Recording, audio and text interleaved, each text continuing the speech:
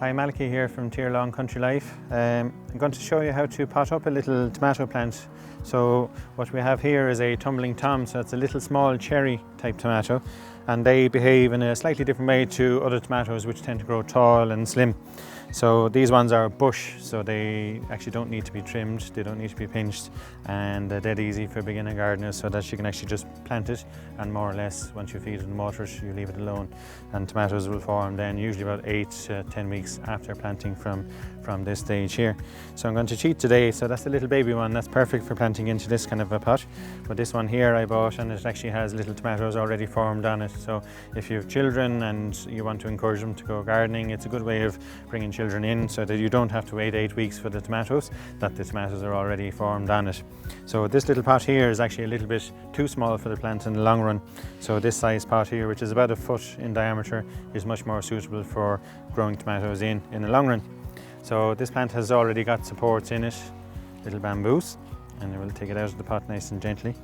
Now in this pot here I have a mixture of regular compost, and I have mixed topsoil here.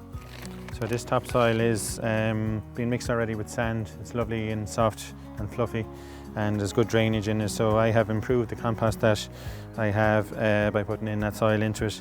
And the soil actually also is good for keeping nutrients as well. So when I use the tomato feeds here, they actually will be held by the soil much better than if it was just compost alone. So it is, and the clay actually holds onto water quite good as well. So that means I should get slightly longer in between periods of watering. So because I'm working, you know, it's handy that you can just water once a day instead of twice a day in hot weather. So simply enough, anyway, the top of the plant here, when you've put it into the pot, this compost will be level with the compost in the pot, and they're quite happy at that stage. So I've already made the hole there now. So this fella goes in, and you simply enough firm it in, and I'm going to pop in 1 additional bamboo into the centre just to stabilise it, because it is a little bit top heavy, and I'll push that down to the bottom of the pot like that.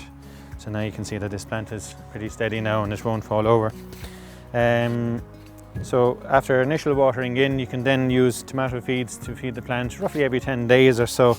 I use Tamarite, and there's an organic Tamarite version as well, which are both of them are very good.